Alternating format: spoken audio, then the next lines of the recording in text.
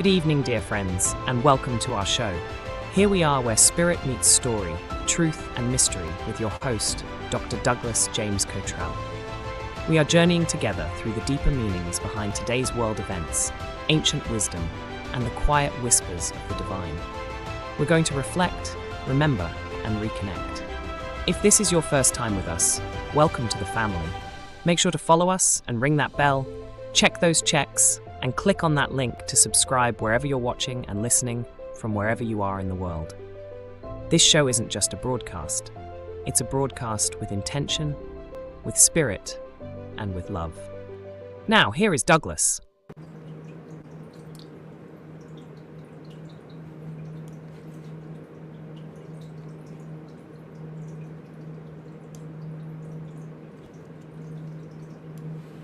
Good evening, my friends. I hope you can see me. I have a blank screen in front of me here. I want to welcome you to the show, and I trust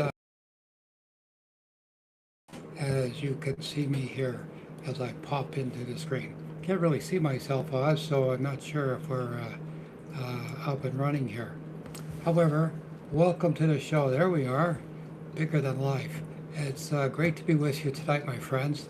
The Soul Report Live is your place to be as we take you on this inner journey to find out more about who you are, where you're going, perhaps where you came from, and how to survive and thrive here in the world today.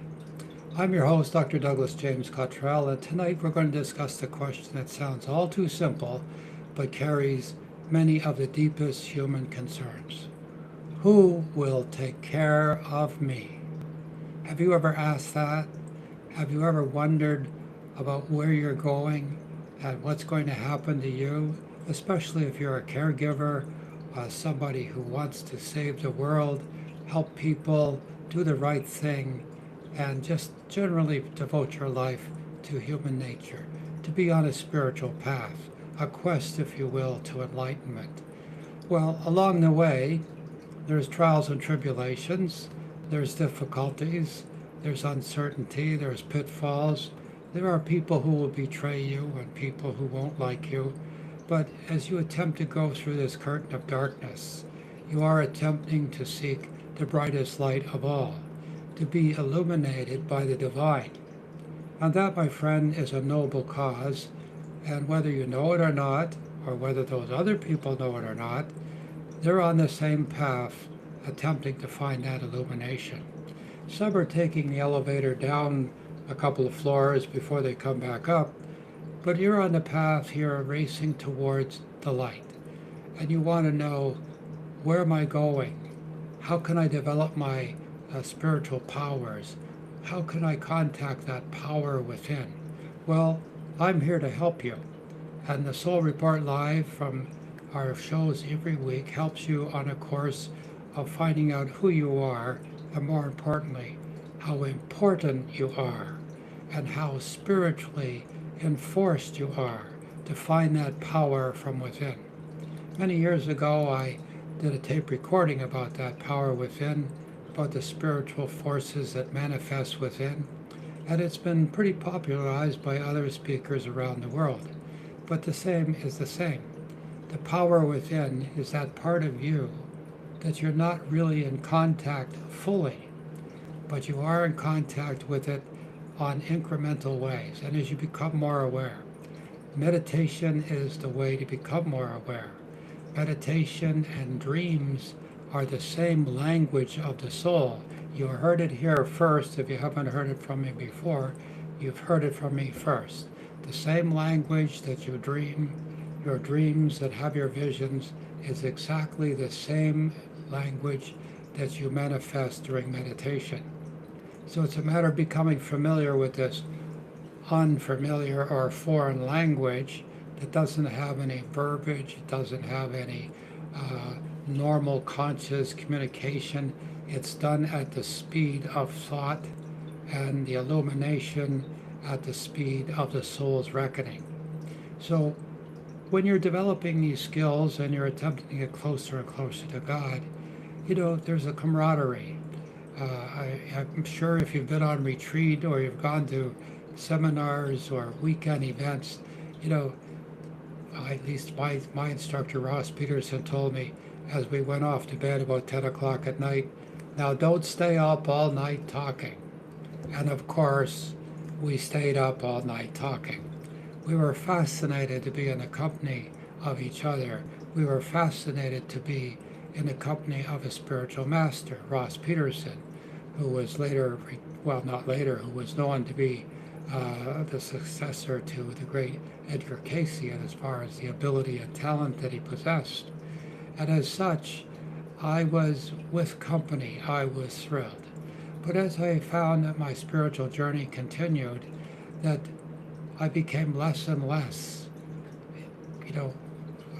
willing and less able to contact and to be in the company of my peers. That is to say, the neophytes, the people seeking to understand the spiritual concepts and to live by the spiritual rules.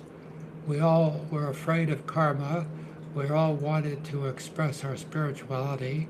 We didn't want to make mistakes, and we knew that this galaxy of spirituality, if you will, was a universe, and we were but on a little planet called Earth, spinning around in the darkness, trying to find our inner way.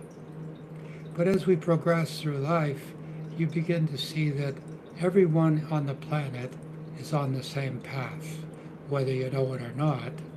And everyone, as you continue taking this path, you're beginning to find out that you, and you alone, are on the path, even though you're surrounded by people all over the country, the city, the family, the household, the schools you belong to, or the places you work. So what is it that you're alone on the path where everyone else is on the same path? Well, it's simple. You're on a spiritual journey. You came into the world all by yourself. You were born all by yourself. I know the doctors and nurses and mommy and all those things were there to help you go through that terrible, terrible experience of being born. I know some people who've gone back in regression have remembered as a time of great pain to be born. However, we won't get into that, but the point is that you were courageous. You're a winner. You developed a body, you became an infant, and here you are in the world all by yourself. The reverse is true. On the way out, you're going to be surrounded by people, perhaps in a hospital or at home or in a bed, and your life will come to an end, and you will once again shed the clay and move on to the higher dimensions above, all alone. So why is it we ask now as we age, or now as we go through life, or as we find ourselves in times of difficulty or uncertainty, hey, who will take care of me? Who will I become? Where will I get some help when I grow old? Who will sit beside me when I feel lonely? Who will speak to me if I can no longer speak clearly for myself? Who will protect me when I am physically weak and uncertain and I'm not sure what to do? The frailty of age allows a diminishing of your intellect, of your physical well-being, and your lifestyle. We all accept it. We all say that, we have to age boldly and courageously, but we all know that life, well, it sucks. As you grow older, it sucks. And so perhaps you've never heard it said aloud, but people are always wondering. They're sounding vulnerable, they're afraid of being vulnerable, and they're afraid that to ask questions shows a sign of weakness. Recently, a man I know, a friend of mine for 30, almost 40 years, came by, and he had been an extraordinary experience in this world. He had gone to various countries in the Orient and Europe. He was well-traveled, well-versed, and had a variety of professions and contacts in business. And he looked at me with all sincerity, and he said, "Who is going to take care of me?" He was concerned that in his later 70s and early 80s that he might become frail. He was still driving, still amicable, still able to think clearly, But that question was popping up. Who is going to take care of me? I smiled when he asked that question. I waited for him to finish speaking because he went on about recounting his events in life, the places he had been. He was attempting to recount all the purposeful moves he's made, but also some of the difficulties in his life. He had lost his son who drowned by accident. He had been married a time or two, and he had been somewhat, let's say, distracted by life in his business pursuits, and he wanted to know, who is going to take care of me? It's a sincere question. And the question is basically this. He's been taking care of himself, he's been providing for himself, but he has become codependent. He has become, under the guise of interaction with people is what life is all about, not realizing that, yes, we do interact with people, yes, we do have to deal with people in all the various ways of life, but we are living our life ourselves. Our dependency on other people is somewhat of a weakness, not that severe. It's part of human nature. But to be dependent on other people to seek their approval, what do you think I should do about this or that? What would you do? This is a sign of self-doubting. This is a sign that you need approval from other people, or you need to belong. You need to seek peer approval to advance in your own life. This is exactly wrong because, again, you were born on your own and you're going to pass away on your own, but you will be surrounded by the spiritual forces of which we are a community. The Christos, where all the souls committed the original sin, the sin of separation, we left perfection. We left the side of God Almighty, and we radiated out into the universe. You know, it's like a teenager with a brand new car or hot rod out there exploring the universe. And then we found out something. We were lonely. We were separate. We were not happy, even though we had free will and free choice. And then we decided we want to go back home for some reason. It was cold and miserable and uncertain. We didn't have that all-encompassing love, the unconditional love that we took for granted, that we surrounded ourselves with every moment of eternity. And so here we are, committing the sin of separation, and now wondering at this time as we move on in life, doesn't matter whether you're a teenager, an adult, middle age, you all come to that point of, who's going to take care of me? You're feeling depressed, rejected, alone, isolated. Perhaps you've been incarcerated. Perhaps you've made some silly mistakes. Perhaps you've committed some difficult circumstances for other people. Perhaps you've lost your job. Or perhaps you're afraid of success. Because as you move forward in success, you find out that you leave all your friends behind because you've outgrown them. Which, by the way, is one of the steps on the spiritual path. That happens. You outgrow your friends because they're at a lower vibration. You are at a higher vibration. No connotation or good or bad. It's just that you are now outgrowing them. You've moved on. And you're at a higher scale, a higher vibration. And you must stay there. They will find their way up that ladder. They will find their way to the higher vibration. But you can't reach back and help them. And you can't do it for them. Remember that. Again, you're doing it on your own. They must do it on their own. So part of moving forward is realizing that you're responsible for yourself. No one else is responsible to make you happy. No one else has a duty to make your life better or improve it. And I'm not talking about children being raised by their parents to the point where they're independent. That's a different scenario. I'm talking about you right now. You're a thinking, sentient being. You're on a path to enlightenment. You want to know more about who you are, what you are. You're curious about the soul inside. You're wondering about those spiritual forces or powers or gifts that you possess. You're familiar because you've had an experience or experiences in life that have woken you up. They have not been pleasant. Everyone I know who's on a spiritual path has had some difficulties or tragedy in their life. Tonight we have a guest, Vincent Genna, who, when he was younger, was bullied severely and by multiple individuals. And he's going to tell his story tonight, and he's going to tell you a little bit about what went on in his life as he went through this horrific time of having to go to school to be bullied over and over and over for years. There's a positive end to that, and he has written a couple of books about it, which he's going to talk about.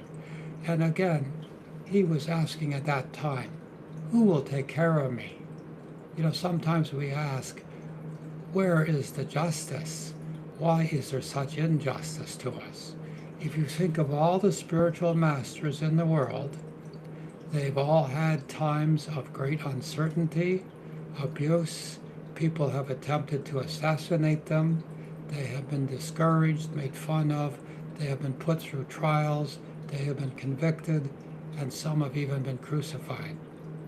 So as we look forward tonight in attempting to understand, you know, who am I, but more importantly, who is going to take care of me, I'm going to answer that question when we come back from a break. So take care, my friends.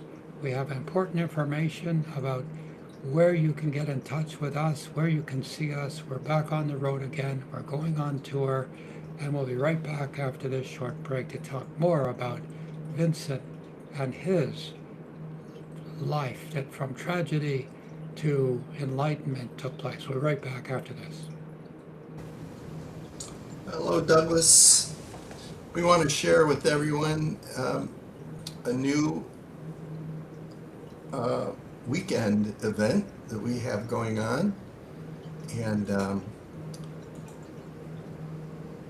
if folks will go to your website, douglasjamescottrell.com or douglasjamescottrellstore.com, they can read more about this. We have a Mysteries of Consciousness. It's going to be a live weekend with Douglas, and he'll be there for everyone. It's going to be the weekend, the 18th through the 20th in Belleville, Ontario, Canada. If you go to his website, you can find details about what's going on. There's a Friday kind of a evening keynote and a Q&A time. Saturday we'll have a couple of different sessions. Be going through a quantum meditation masterclass and an evening healing, hope, and higher consciousness. And Sunday there's an optional fellowship meeting at the Ferris Provincial Park in Campbellford, which is 20 minutes away, I believe. So the locations are here. You can register here on his website. $149 at the door. If you get the early bird, $139. We do have limited space, so recommend you sign up as soon as you can. So remember, go to douglasjamescottrell.com for more information on this. It's going to be a really great weekend. I encourage everybody to come. There will be people flying in from different parts of North America. It is back on tour. You will enjoy the day. You'll have personal contact with myself. It's a Friday night get-together that's going to be filled with a lecture and some comments from people who have had experiences to develop their own spirituality. This is all about you, my friends. This is how you're going to develop yourself. And again, go to my website for more details, and we hope to see you there. It's a very reasonably priced event, and again, it's in a wonderful place near Belleville, Ontario, which is east of Toronto. And by the way, if you're flying in, you let us know ahead of time when you're coming, and we will send you an email with a letter of invitation that you can show customs when you get across the border as to why you're coming to our wonderful country, Canada. From wherever in the world, you're welcome to come, and we look forward to seeing you at that date. We will be on tour, and we will be coming to other places, but I encourage you to come to this wonderful place in September. So back to the show we go, and as I said, I promised you to talk a little bit about our friend Vincent Genna.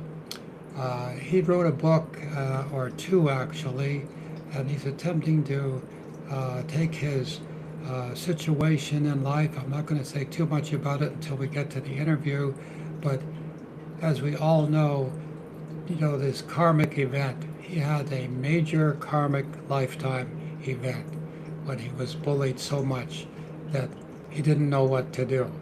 However, that gave him the authority to become a spiritual teacher and a spiritual master at what he does, because he can relate. He knows what it's like to be bullied and to be subjective to great difficulties. He's a professional man now. He has credentials, and you're going to love the interview when we get to that.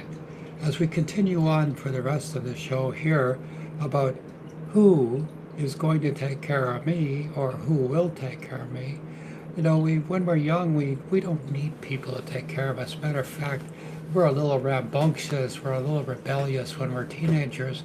And, I can remember my children when I was teaching them how to drive. I would say, put on the blinker, do this, and they would snap back at me. I know how to drive, you don't need to tell me. I go, whoa, okay. The symbolism of youth, right? So as we go through those times of independence, I can do it. And, unfortunately, the arrogance of youth is that they know it all. And until they get older, there's a joke about, it was funny how when I was a teenager, my old man he wasn't too smart. And then I got into my 20s and he started to smarten up. By the time I got into my mid-30s, he was pretty smart. And by the time I was 40, he was a genius. He knew a lot. Joke is, of course, the father was always the same. It was the son who was wising up, because life has a way of, let's say, teaching you a practical lesson, so to speak. So the soul itself is on the same path. The Father watches over us. The Father is our good shepherd. The 23rd Psalm says, I walk through the valley of death, I fear no evil. Okay? But then it says, the Lord is my shepherd, I shall not want. And that doesn't mean that God doesn't want us. It means that, like the teenager, we want to do it our own way. Again, part and parcel of why our soul, yours and mine, left the Christos in the beginning and thought, oh my God, free will, free choice, and there is a whole group of galaxies out there we can go and explore. Not realizing that we were getting lost in a forest of material things and the rules and regulations that govern material life or physical life. So the question is not about one that we are looking for as far as, have we been forgotten? It's not about practical care. It's not about belonging. It's not about significance, dignity, or the fear of being forgotten. The older person asks, who will take care of me? May also be asking, does my life matter? Am I still loved? Will anyone notice if I'm gone? And most importantly, was my life worthwhile? People have asked me over time, what's the meaning of life? And I say the simple answer is living your life. The experience of physical life is the meaning of life. I know that might sound simplistic, but it is a universe of explanation. To experience physical life in all its various ways, forms, and purposes is part of why your soul has decided to try you on. I often say, the soul enters your body just like you would when you try on a pair of shoes. You finally select the right shoes and you wear them for a long, long time until they wear out, and then you discard them. But when you first got those pair of shoes, they were wonderful, they were beautiful, you polished them, you took care of them. Oh my gosh, you were so proud of them. But as time went on, they began to show the signs of wear and tear. They got scuffed. The shine wasn't there so often, and they started to get a little loose. They didn't feel so comfortable. The soles of the shoe wore out. And so at some point in time, it couldn't be fixed anymore, and you discarded them. Those once cherished shoes were now sitting in the ash pile or the garbage bin, no longer even thought of, never mind cared for. Well, that's not your soul. That's this body. It's this physical being. Ashes to ash and dust to dust. Remember, those words will be said over your body as you are going through that ceremony at the end of your life. So the question is, today, these are questions of the soul, and therefore they require more than practical answers. They require a spiritual answer. And that spiritual answer to who is going to take care of me before I'm worn out and discarded, it's to understand that God has already been taking care of you right now. That's right. You have in the past gone through trials and tribulations, have you not? You have gone through difficulties in your life. You have met the unknown. You have been challenged. You've been threatened. You've been praised. You have been rewarded, and you've been robbed. Times in life are extremes, but the point is that through all that, whatever it was, no matter how horrific, how difficult some of the times in your life have been, you've thrived. You've thrived, and you've coped, and you've overcome. You may have lost dear ones. You may have lost a relationship, a parent, a child, a job, a promotion, or something else that you cherished. But here you are, you thrived. And part of that is allowing yourself to understand who you are and what you are. The soul inside of you lives for an eternity. An eternity. It is indestructible. And whether you know it or not, you have a destiny. Your destiny is not one of free will and free choice. You chose whatever your destiny would be in the heavens above when you were sitting around at the big table and deciding what were you going to be the next turn you take and you come into the world. Who, what, when, where, why, what family, birth order, race, belief system, purpose, challenges in your life. That's all been decided in the spiritual realms. And so in a certain way, you're just playing the role.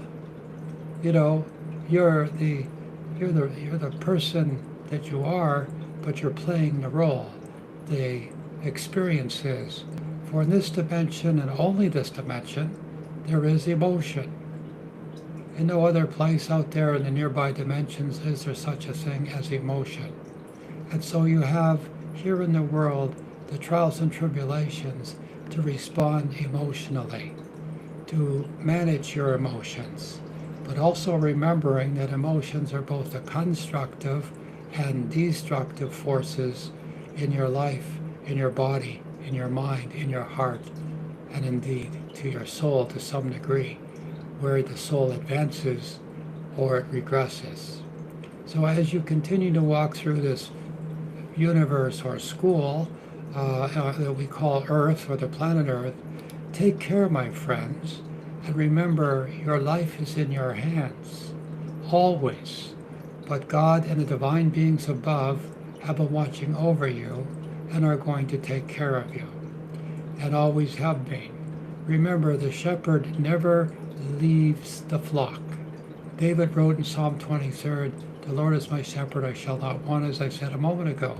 Notice that David did not say, I shall never have trouble. I shall never become ill. I shall never lose anyone. I shall never feel afraid. Instead, David refers to the Lord is my shepherd. Now, the Lord is that guiding divine being, essence, mind above. I can't tell you what God is. I cannot tell you what the infinite is from my finite perspective. But I can relate the words of those beings who have been illuminated and who are walking the path of illumination, like David. The shepherd, as he says, does not promise there will be no valleys. The shepherd instead walks with the sheep, you and I, my friends, through those valleys. The shepherd looks ahead for danger, guides them toward water, searches for that one that wanders away, and protects the weak and carries the injured. That is who is taking care of you. When you ask the question, who will take care of me? God Almighty is taking care of you. Now, one can turn away from God, and God will simply be patient and wait till you bang your head on the wall enough that you realize it hurts, and you come back and say, there must be a better way. How many times has that happened where you've done everything possible only to find out that the one thing that you didn't want to do, you were afraid to do, or you're running away from, that's the thing that you need to do. And when you realize that, you take a deep breath and you go do it. And what happens? Well, you meet the challenge of that particular situation, and the lesson is over. You never have to repeat that lesson, no matter if you were successful or failed, whatever, you met the lesson and you learned from it. So the idea is, remember when you need something and you get desperate? You don't wait. You ask everyone. You are mission oriented. You have a goal in mind. You have to get whatever it is you're desperate for. That's the secret of success. I've said it even when I was a young man in my 20s. Get desperate and you will achieve whatever you want to achieve. And how many times in your life have you been there where something is really desperate, really important, and you went and nothing stopped you? No one dissuaded you. You didn't ask anybody's advice. You just asked them, where can I get my solution? Where can I fulfill my need? And you didn't stop. You didn't wait by the fence. You jumped over and you went after it. So that's the secret about how you can become in charge and find the power within, is to become somewhat so motivated, so focused that nothing stops you and you don't wait. This is one of the most comforting times in your life, and when you find out that you can achieve the impossible. You may not always know where you're going, of course, but God Almighty, the divine forces above, your guardian angels, your soul mind, your relatives, and those people in the divine that are in spirit, oh my God, you got a whole community of spiritual beings looking out for you, but they can't tell you what to do. They can suggest, they can nudge, they can put people in front of you that will give you advice or ideas or solutions. And what do? No thanks. No, I don't think that works. That doesn't sound possible. No, I don't believe that. Well, wait a minute. You have a problem that you haven't been able to figure out yourself, and you have 5 or 6 different suggestions coming your way, and you're not wise enough to say, sounds unusual, but I'll give it a try. Or, thank you for helping me. I'll take that under advisement, and I'm going to make an effort because I have no other way to go. I've given up. I'm at my wit's end. So when things come to you, a little nudge, a little whisper, because this is how the divine talks to you. They do not shout. They do not tell you how bad you are. They do not belittle you. They do not say you deserve it, like some people are out there preaching and teaching now about how bad you are and how you deserve your difficulties. That's not the way. That's their opinion. And maybe that's what they're teaching themselves. or learning from those situations, or words. I don't know, I can't speak for them, I don't know who they are, but I know I've heard people say those things, and somewhat it's hurtful to people who are in need of help. They don't need to be admonished, belittled, or in difficulty. To put more difficulty upon them. Remember, God often cures us through people. As I said, people will come to you. People will give you ideas or suggestions. Out of nowhere, an angel in human form will appear and help you at the exact moment you need help. They'll give you exactly, and they'll know exactly what you need, and they'll give it to you, and they'll care for you, and then as quick as they came, they vanish. That's an angel in human form. The fear of being alone, as many people say, I'm afraid of dying alone. Perhaps what they truly fear is a life without meaning or meaningful connection. There is a difference of being alone and being abandoned. The person may live alone and still feel deeply connected to God, like you, my friends, with purpose and money or memory and community. You'll do well. Another person may live in a crowded house and feel entirely unseen. The cure for loneliness is not simply having bodies nearby. If that's true, anybody could just go to some place where people are standing around and they wouldn't feel lonely or depressed anymore. But that's not the cure. The cure is meaningful connection. And that's why we are still able, and while we're still able, we should build relationships with each other. You don't want to be alone? You want to ask who's going to take care of me? Then you do the opposite. You go and you help others. You go and you communicate with others.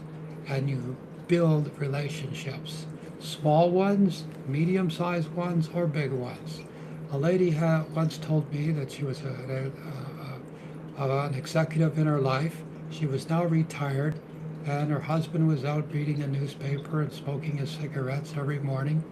And so she decided that she wasn't going to sit around. She had a part-time activity in real estate, but not a license, just helping people connect with real estate agents, which was one way of having a secondary income. But she wasn't satisfied. She wasn't fulfilled. And so she decided to go to not one, not two, but 3 different coffee shops every day. She would go to the first one around 10 or 11, and she struck up a conversation with people there. And every week on the same day, she would go there, every Tuesday, say, and she would see them at 10 or 11. Then the next day, she would go to the second coffee shop, maybe at about 1 p.m. And again, she would meet people and strike up conversations with them and befriend them. And again, on Thursday, she did the same at a third location. Oh my gosh, she was so busy and she had so many friends. They were all looking for her. She would come with a cheery attitude. She wouldn't complain about her sores or aches or operations. She would always be upbeat and talking about them. What's your story? What's going on in your life? So she was being a communication device for them. She was indeed being a spiritual being in human form. The Christ constantly invited people to begin over again. When they had problems, Peter denied Christ 3 times. You might remember the story. And yet Christ restored Peter and entrusted him with caring for others. Peter's failure of not believing in Christ and doubting him did not cancel Peter's purpose, just as your failures do not cancel yours. Growing older is not spiritual failure. Your culture, our culture, that often glorifies youth, speed, productivity, appearance, and independence. Those are all marketing things, by the way. And it's the young people that buy all those sparkly gadgets, just like we did when we were young. This can be, to older people, making them feel invisible. But again, the culture is not who you are. Spiritual traditions often regard elders as, sort of repositories of wisdom. You want to know something? Go ask an older person who's had that same problem, situation, or perhaps has been a master at finding solutions. Age brings something that youth cannot manufacture. It brings perspective. Age has seen storms come and go, and we have the experience not to be frightened of uncertainty or the bullies or those people who are threatening us or those people who are pretending that they're more authoritative than us. We know the score, and we know how to handle our lives. In Isaiah 46, it talks about this beautiful promise, even unto your old age I am he, and even unto your last days I will carry you. I have made, and I will bear, and I will even carry, and will deliver you. This is why I say with some authority and some certainty that God Almighty is looking after you. And that's exactly what I told my friend when he came and he was so concerned about who's going to take care of me. I said to him, in all your life, in all the places you've been, Japan, Holland, Europe, all across America, and places far and wide, God has been with you. You've gone through some amazing situations, including the loss of a child.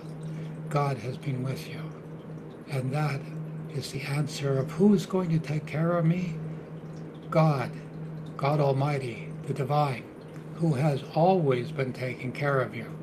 It's just, as I told him, you've been looking down into the mundane world, making money in business, speaking and giving lectures, being important.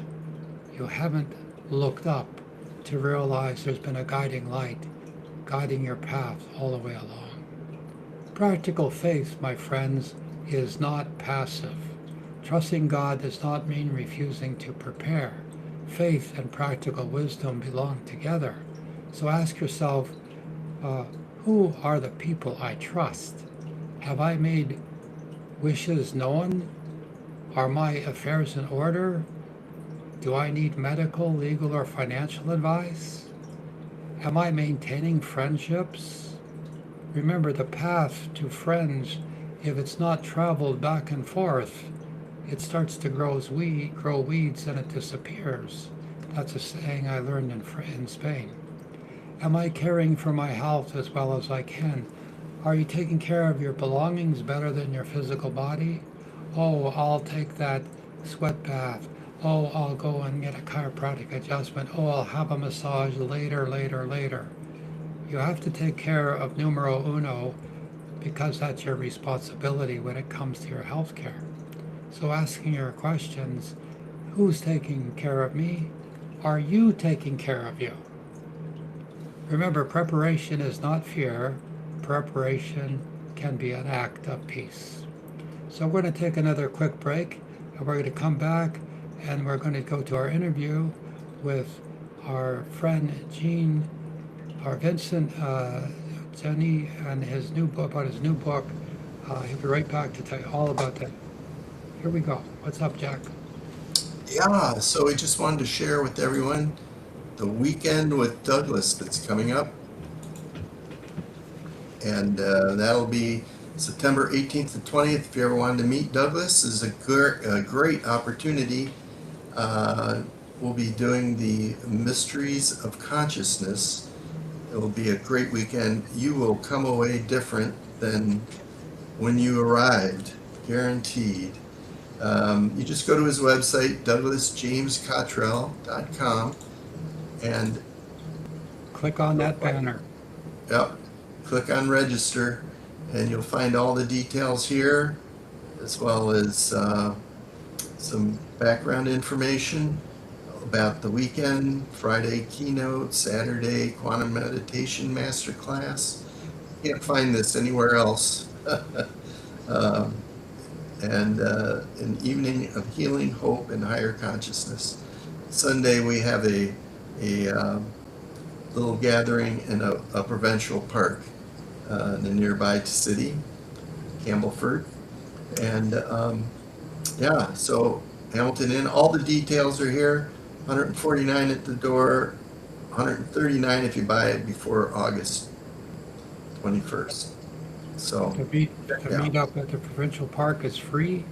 If you can make the weekend and attend this amazing Mysteries of Consciousness, again, it's to improve your consciousness, your state of well-being. If you can make that's great. However, if circumstances are that you can only come on Sunday, we'll let you know how to come to that provincial park. We were there. This will be our second appearance there. Last year we had a very well attended Miracle Transformation event service. It was a meetup. Come and meet people from all walks of life who are in accord and the same as yourself. Just go to my website, douglasjamescottrell.com, and click on the front page. The banner is right there, and you can sign up. So we look forward to seeing you, and we will help you if you're traveling across the border. I'll give you a letter of invitation and more instructions about the hotel. You can stay there with us, but there are other accommodations at various price points for every person. So it's great. I'd be looking forward to seeing everybody there, and you'll have access to myself and our team, and we'll be looking to help you answer those hard questions, those questions that you've always wanted to know the answers to. And again, I look forward to seeing everybody. But don't wait. Do it right now, and make sure there's a place saved for you at this amazing workshop and amazing weekend. And now we're going to go to our interview where we are going to be talking to our good friend. Let me see, I'm going to pull up, if I can get this, I got a perfect, here it is. Vincent Genna, who's coming back to the Soul Report Live. I hope you will find his conversations meaningful and his perspective on life, especially how he came through a horrific time in his life of being bullied, and now how Vincent helps people recognize these patterns that are in their life and how to move from surviving into what he now calls the thriving self, a state of greater alignment, clarity, confidence, intuitive trust, and cooperation with a higher intelligence beyond the order of mind. And now, here is Vincent. So welcome to the show, my friends. It's great. We have a wonderful guest on today, Vincent Genna, who is going to talk to us about his amazing experiences.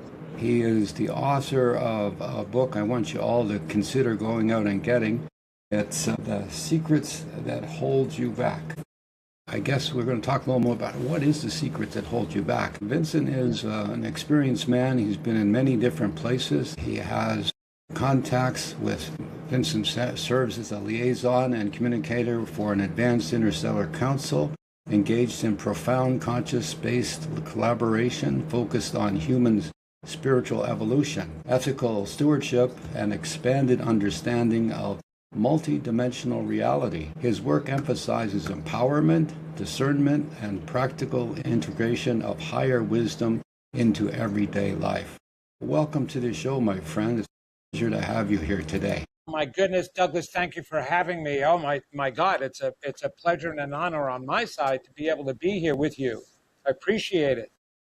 Well, you're a man of many talents. Certainly a very interesting book that you've written. Tell me, who are you and where do you come from? I'm there or you are here? Douglas, I'm still trying to figure that out myself. Who am I? My wife is trying to figure that out. My children have no idea. Well, I'm getting it. I'm getting it. I know that I've come here and to be able to help my brothers and sisters all over, which I believe we all are, including our non-human form beings. We are all brothers and sisters. And so my joy and my pleasure and my blessing is to be able to share these gifts that opened up within me when I had my spiritual awakening. I wasn't always like this. I was a professional singer, actor, and dancer for 35 years of my life in the beginning. I mean, my biggest claim to fame is I was in the movie Grease with John Travolta and Olivia Newton-John as a singer and a dancer in that movie, right? So that's what I thought I was supposed to be doing. I had a lot of talent as a little kid, so I figured I'm going to use that. That's what was happening. But what was really interesting is that my enemy in school, who caused most of my bullying, I was the bullied kid out of all the classes. My school went from elementary school all the way up to high school, and back then it was junior high in the middle, right? And that followed me all along, and all the kids did too. So I was tormented very early on as a kid in school because of issues that my mother had, and she used to dress me so pristinely, to go to school. And I listened, an Italian mother and father. You got to listen to them because they can get very stern, right? And so that started back then, my bullying. Well, by the time I got to high school, this one kid who happened to be the class clown and the famous jock, so he had both those things going for him. Everybody loved him. He would just call out my name, and that gave all the other kids permission to start bullying me. So I had all of that. I was chased after school, beat up if they caught me, shoved in lockers in school, spit on, all of that stuff, head flushed in toilets, thrown in dumpsters out behind the school. And so I went through all of that. And of course, this one kid initiated most of it. Well, at our 10-year high school reunion, I had just finished doing the movie Grease, and it became a super hit blockbuster overnight. So anyone in it, and I wasn't a star in it at all, but it didn't matter. I came from a small town, and everybody in that town thought I was this star anyway. So right at the 10-year reunion, I came in, I was going to that reunion. I don't care how bullied I was. I had a chip on my shoulder. I was married to my childhood sweetheart, my only girlfriend that I had. We had a 3-year-old at that time, so I was pretty proud and happy, and we went, and he treated like it was a Cinderella story. I walked in, and everybody was like all over me, and applauding me, and yelling out Vinny. And then all of a sudden, he comes up and yells my name from across the hall, and everybody stopped and froze. They didn't know what he was going to do, but he ran to me, grabbed me in a bear hug, wouldn't let me go. I mean, he would not let me go. 5 minutes, he was holding me in that hug. And in that moment, it was really odd because I felt a heart-to-heart connection there. I didn't know what that was. And I felt the words, I'm so sorry, right? So he sat with me almost the entire night, brought over the other jocks. You got to come over. Vince is telling these stories. He's so funny. Oh, my God. So he actually became my dear friend. Except the problem was with him that he was that guy, little narcissistic at that time. When you would ask him how he was, the whole story was about how fabulous he was and all these wonderful things. He married his childhood sweetheart, had 3 children, has a fabulous job, owns a condo in an expensive town of Connecticut, right? And so, he was just bragging, rented a Porsche to go to the 10-year reunion. And all I kept hearing was no.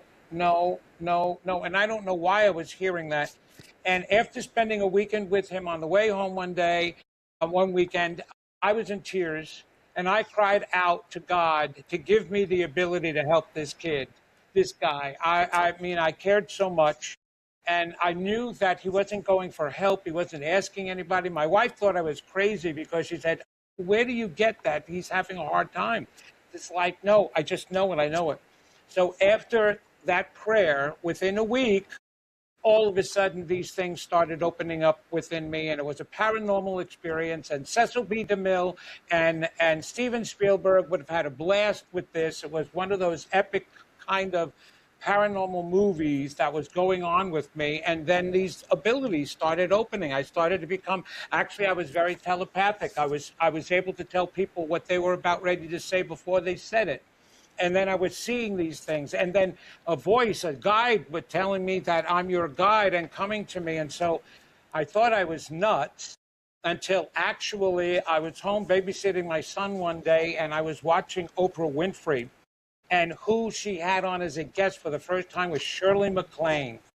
And Shirley MacLaine on live TV came out with out of the spiritual closet to tell of her experience, where she just wrote Out on a Limb and a spiritual awakening she had. And I sat back and went, oh my gosh, that's exactly what I went through. So she normalized me, and that's where it began.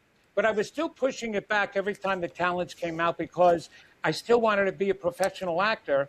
But in any case, I did have this understanding. I got my friend, I called him, went out for a beer with him, told him everything that was happening in his life, that his wife was leaving him, took the children, he was losing his job, his back was so bad that he needed surgery, his finances got bad because he lost his job, all this stuff that I was explaining to him without him saying a word to me. And he was just in tears and grabbed me again, hugged me again. And he was my first spiritual student. And right now, he's a spiritual teacher, but he still sends so many people to me, and it's a wonderful connection. He'll pop up at one of my, events if it's local by him to surprise me. So it turned out to be a complete blessing. That's how I got a spiritual awakening. It wasn't that I was a little kid and knew all of this, even though I was called a little professor by my uncle when I was a kid, because I would interject in all the adult conversation. So, but other than that, Douglas, I had no idea where this was going, and here I am now, 43 years later, doing this. Well, your path has been very similar to several people I know who've been on a spiritual journey. First, there's the education, shall we call it, where you go through these terrible times, these testing times, they test a spirit, and then you have this awakening. This nemesis of yours was, I think in another lifetime, I could get the image that it was somewhere he was a Caesar or senator in Rome, and you were a scholar and well-liked by his enemies, and he was basically taking it out on you in this lifetime, the jealousy and the rage that was established many, many lifetimes ago. Just an impression I have. I love that impression. Oh my gosh. Well, you're welcome. But you were an intellectual scholar, you were an actor back then. I can see you dressed in a white smock and being on the stage. So this is where I think the connection is from the old days. But the story where this man picked on you and you were being bullied in school, this is part of, I think, in your journey that allowed you to grow your intuition, because you were always on guard. You're always on the lookout. Something was going to happen and you were afraid all the time. And this bullying, nobody would come near you, of course, because they didn't want to be bullied. They didn't want to be associated with you. So this isolation time, I think, it was helping you to develop your intuition. And of course, when you were in the wonderful movie Grease and got accolades and were famous in your own right, and you showed up this 10-year reunion, what a karmic event that must have been. And of course, yes. Yeah, of course, he had to steal the show, steal the thunder, and come over.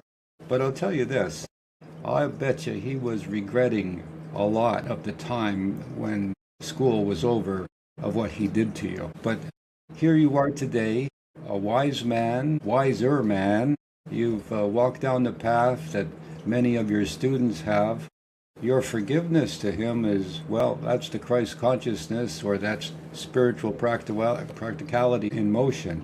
So accolades to you for doing that. It takes a big man to forgive somebody who basically emotionally tortured you for years. It did. All of them, Douglas. It was so funny because I went to the 10-year, 20-year, 30-year, and the 40-year high school reunions, and all of them were dedicated to me by the students. The guys who did most of my tormenting, right? They're taking me for drinks, and at the bar, they're arguing with each other as to who tormented me the worst, not blaming each other, blaming themselves. Oh, no, man, I threw him in the dumpster. Yeah, you threw him in the dumpster. I stuffed his head in the toilet. I was terrible.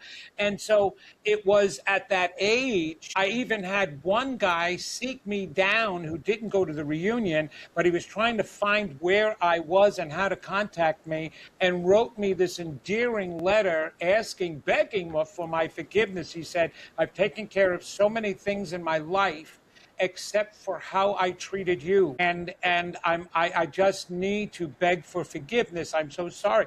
What they were so surprised at that you mentioned, it wasn't difficult for me to forgive them at all. I loved them, actually. I felt a love in my heart, and I knew somewhere within me was telling me that they were tormented too, and they were. They came from broken homes when they were younger. Nobody shared that. Fathers who would beat them, drunken fathers or drunken mothers, and so yes, they were taking it out on me, in school. But I never hated them. But like you said, that loneliness and isolation, I had physically irritable bowel syndrome before it was even diagnosed. They thought I had diverticulitis because I had such horrible stomach cramps and issues, all because of the anxiety. I hated having to go to school every day because there was always something going on, right? But now, because of all the torment I went through, and I believe also for all the other messengers and people that are helping like this, I can relate. So, and people know that I can relate with them. I know pain, I know hurting, and so I'm so empathetic for what people are being through. And I think that's one of the greatest reasons I'm able to help them. Besides the gifts that I have, I understand the pain they've been through because of the pain I went through myself, right? That Yeah, happened. of course, of course. That actually, you were their teacher, whether you knew it or not. Right, yeah. So as much as they tormented you, the regrets they have lasted a lifetime, and it was interesting to have them come and confess this to you.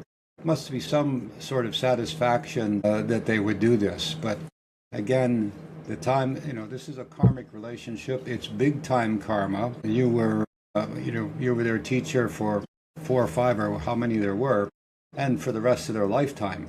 But here you are doing what you do best, and you wrote this book called The Secret That's Holding You Back. Right. Tell me a little bit about that. That's a very interesting. Well, here's the good part. So I was 28 years old when this all happened to me, and I had this awakening psychically. And I started doing readings, and I was figuring, as long as I'm getting deep in their minds and their psyche, I wanted to make sure I wasn't going to cause any harm. And I wanted to be able to counsel them at the same time as I was doing a reading for them, because I would see pain, but they, just seeing it wasn't going to help them in any way. I wanted to give them tools. So I decided to go back to school to get my BA in psychology, and to make it a little faster, instead of going for my doctorates in psychology, I went for my master's in clinical social work, because we can do the same work that a psychologist can. While I was doing my studies, I worked for the professor who is very well known for his work in cognitive psychology and the self, the understanding of the self.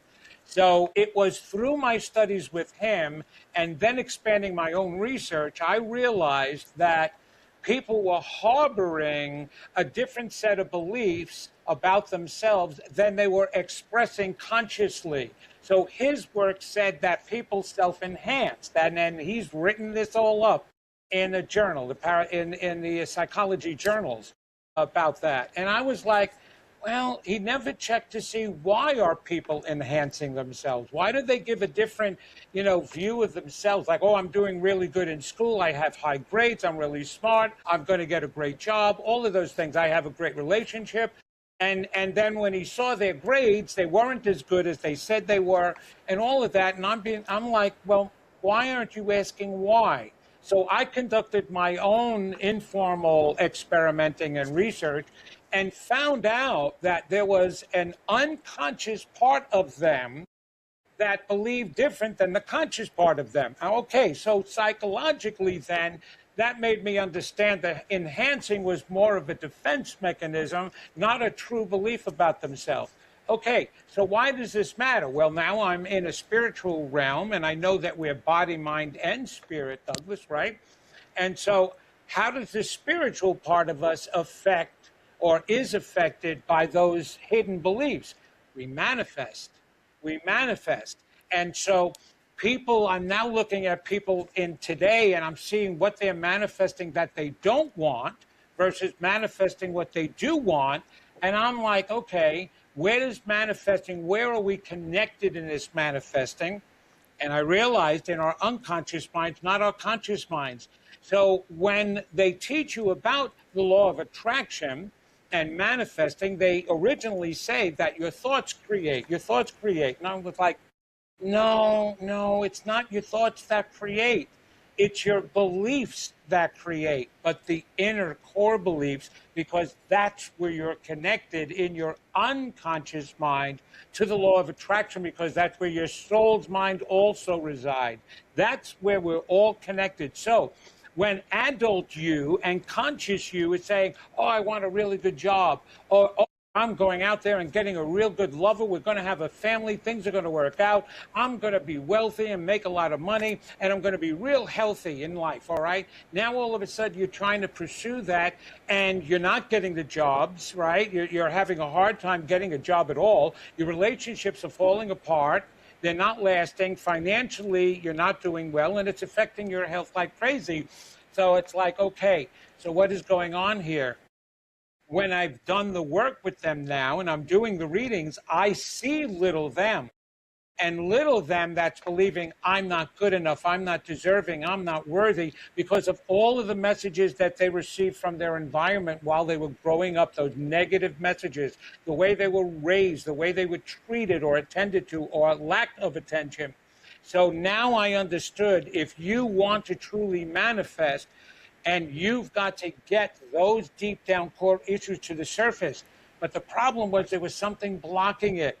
And that's the defense mechanism. See, Douglas, we know that the two highest functions of the human brain is one, to keep us alive, and two, to protect us in order to keep us alive. We know how it protects us physically, the immune system. It also, even when we had the coronavirus, a fever was one of the symptoms that we got from the coronavirus. Coronavirus didn't cause the fever, the brain did. The brain intentionally raised our body temperatures to make it an unlivable environment for the coronavirus. All right, so it protects us that way. So now we're walking around with the I'm not good enough. We can't get through life with those beliefs like that in the forefront of our mind. So the brain creates defense mechanisms and a whole new set of beliefs to suppress and hide those other beliefs. Now, that's all well and good. In psychology, we call those coping skills. And as a therapist, I was teaching people coping skills so that they can get through their lives. People who had depression couldn't get through the same way because they were hearing the I'm not, right? And so now we're manifesting, so I have to be able to teach them and help them realize, wait, you've got to get your real belief to the surface, because that's what you're manifesting with, the deep down little you beliefs. And you've compounded those beliefs throughout your life. As relationships didn't work, little you kept saying, see, I told you, you're not good enough. So all that work that I did and the thousands of people that I've worked with over the 43 years doing this, that's what that book is, an accumulation of psychology, spirituality, and metaphysical understanding, so that people can finally be able to heal themselves, work on themselves, and manifest what they truly want. So the secret that's holding you back are your true beliefs that are hidden away, that you have no idea are down there. 95% of the human mind is in unconscious awareness. Only 5% is conscious. That's why you see the iceberg as a major symbol for the mind, right? And then, of course, Sigmund Freud came along and broke it into 3 parts, the conscious, subconscious, and unconscious mind. But it's only 5% that's conscious and in awareness. So you have no idea what's going on in the unconscious part, and that's what I wanted to make conscious for everybody. That's what that book is about. It allows all the other work you do to actually work. Now take it in this metaphysical world, the spiritual world, right? There is so much more information out there. There is so much more people, many more people that are interested in raising their consciousness understanding, and they're getting involved in this. So they're buying the books, they're coming and attending and listening and doing all of that. They have to do that work still in order to make everything that they're learning work. So that's why I wrote The Secret That's Holding You Back, and it's affected thousands of people who have purchased that book. I receive emails all the time about the effect that it's had on people's lives. Do you think it's because people are in pain now, like you were when you were younger, that they're coming to this discovery, that they're looking past the, what would we call it, the mask of who they think they are, and they're discovering who they really are? Well, do you think that's what's happening? Absolutely, Douglas. Absolutely. Not only are they looking at themselves, they're looking at the world.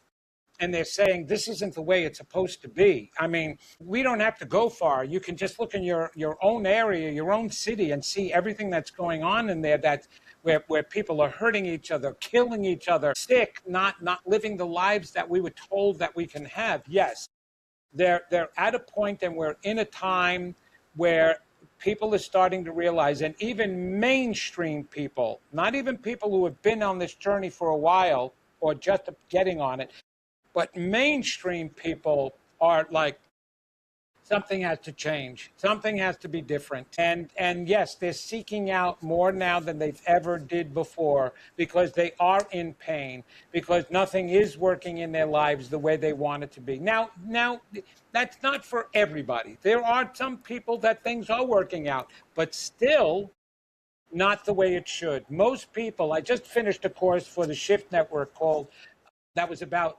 survival and shifting from survival to thriving.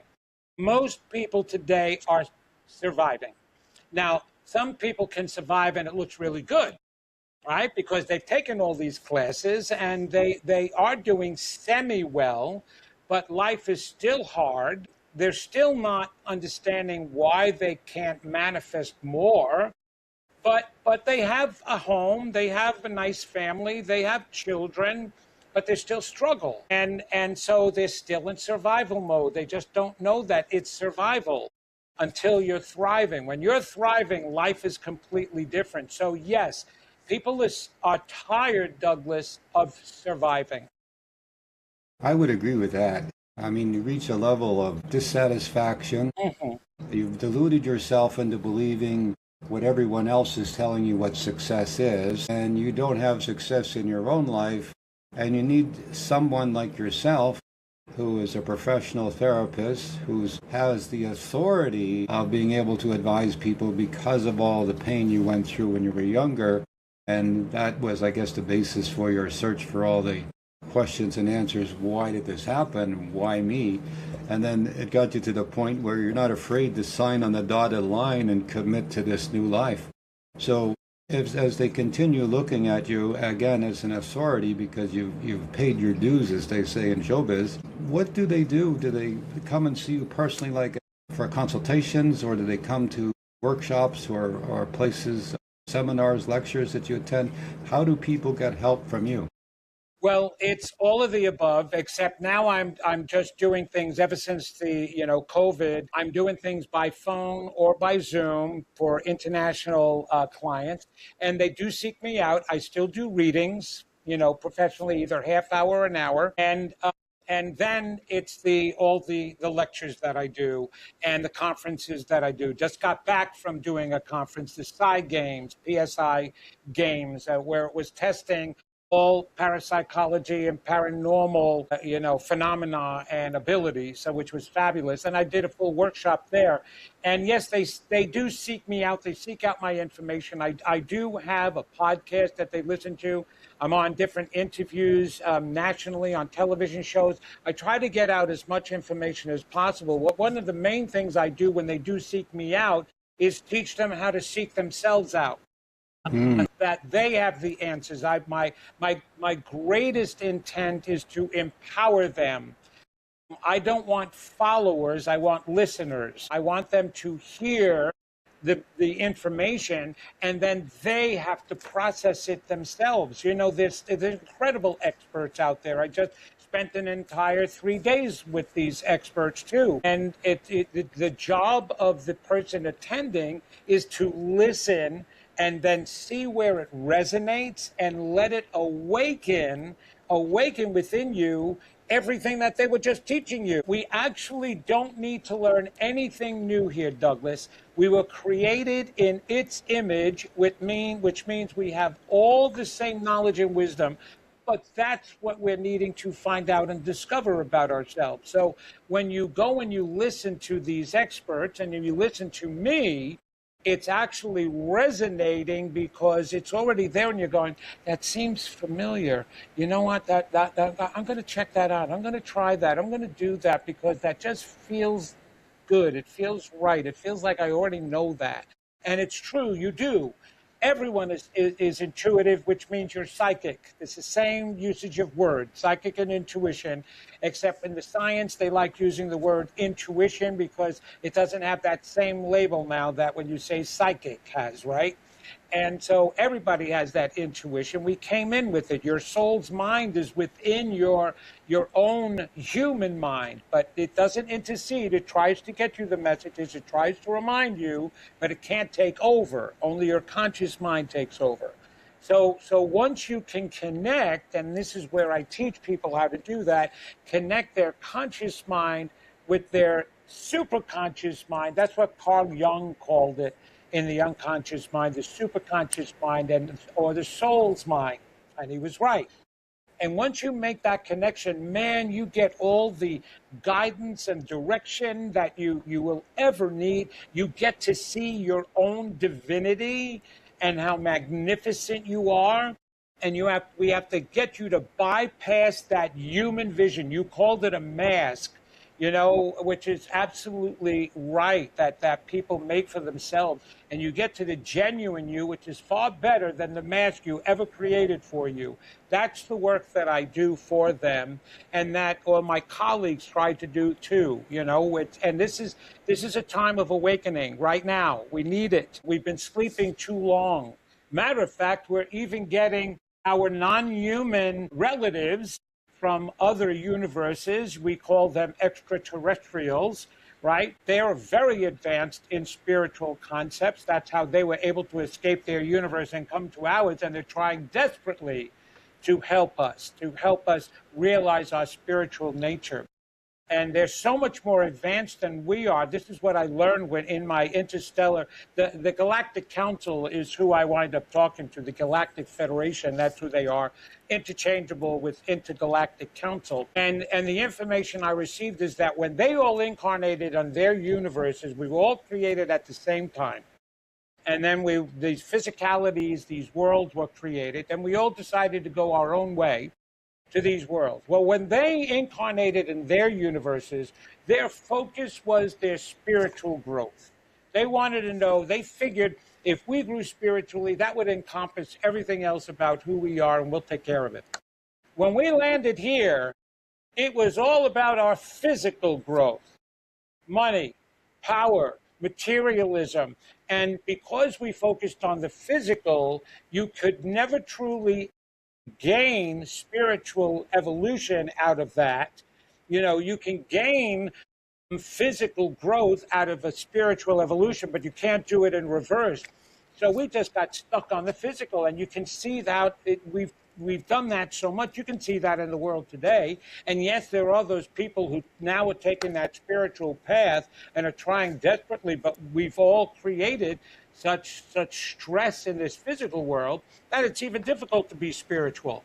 And even if you are spiritual, you're still going to get affected and hit in the head by some of the negativity that's still falling out there. You know what I mean? And so here we are, and now we're learning, and we're needing to awaken now.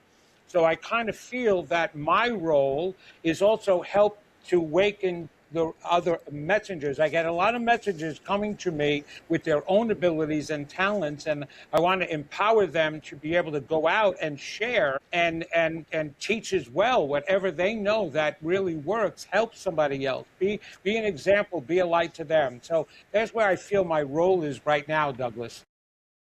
Well, listen, it's been wonderful having you on the show today. Hey, everybody. He is the author of The Secret That's Holding You Back and a forthcoming book, Stay Strong, All Your Scars Can Be Healed. And he's host of the acclaimed podcast, The Genna Effect, where he explores consciousness, healing, and human evolutionary awareness. So how can people get a hold of you, my friend, and where can they buy this amazing book? Well, if you go to my website at vincentgenna.com, and that's with a Genna, that's where you can find me and connect with me, write to me, connect to my podcast. Also, you can connect to my book through there, or go to Amazon and any book retailer, Barnes & Noble, any of them. You can get my book, The Secret That's Holding You Back. And it's also available in audio on Audible and through Amazon as well. So there's plenty of ways of being able to reach me or come and attend one of my events. As a matter of fact, I'm actually starting a class on Tuesday, tomorrow, that is going to be an intense 4-week course, 4 different Tuesdays, 2 hours each Tuesday, getting you to connect to your soul's mind, not just your intuition. I want to bypass intuition resides right now in your human mind, but it's your soul's mind that intuition is trying to connect to. Well, I'm going to get you right to that soul's mind where you're connected to everything. So that's what my course is going to be about. That starts tomorrow night. Well, listen, it's been a pleasure to have you on the show tonight, and we look forward to hearing more about your successes in the world. My guest today has been Vincent Genna, an amazing man. I encourage everyone to run out and get his book or go to his website. So until next time, take care, God bless, and we wish you well, my friend.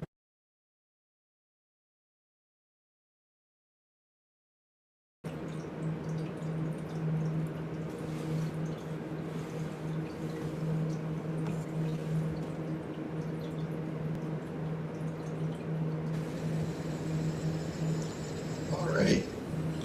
Douglas, I think we're live. I seem to be frozen there. Yeah, Are we all back? yeah, you're back. Okay.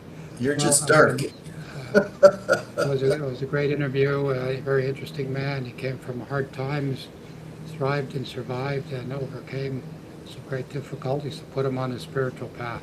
Yeah, we can't see you. You're dark there. Oh, just a minute. Abracadabra. There you are. That's magic. Do we have any people standing on the chat that want to ask a question or so before we end the show? We don't really have any specific questions today. Okay. Let's see. Well, we'll say, we'll sort of, again, we're a little over time. We want to thank everybody for being on the show tonight.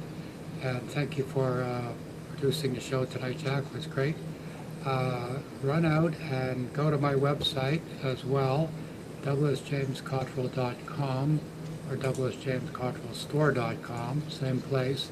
Click on the banner, it's on the front page, and consider coming to see us for an amazing weekend in September. You will have personal contact with myself.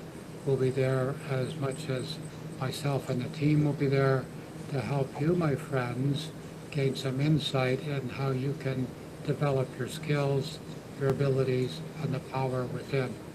It's going to be a fantastic Friday, Saturday workshop or lecture or experience. And then on Sunday at Ferris Park, we have a Miracle Transformation event, meetup going on, and that's a free event. So everyone who is listening tonight, and or people who are listening to this show on YouTube, we hope to see you in Belleville, Ontario. It's a beautiful place. The hotel is a lovely conference room, and you're going to meet some very interesting people. And I'm looking forward to meeting you along with Jack and other people from our team. We hope to see you in Belleville on the date, September the 18th, I believe it is. And so mark it on your calendars. And remember, we appreciate you coming to our show. We ask you to click on the sponsor button here. Give us a heart, give us a like, and most importantly, tell your friends and neighbors to come visit us here on the Soul Report Live. I'm your host, Dr. Douglas James Cottrell, and my good friend and co-host and co-producer is Jack Bialik. And what else can we say tonight, Jack, other than we hope to see everybody a little bit down the path? Yep. Okay. Okay. Have a good evening. Okay, everybody. God bless with peace and prosperity. We'll see you soon right here next week, same time on the Soul Report Live. Peace and prosperity. May God bless you and good luck.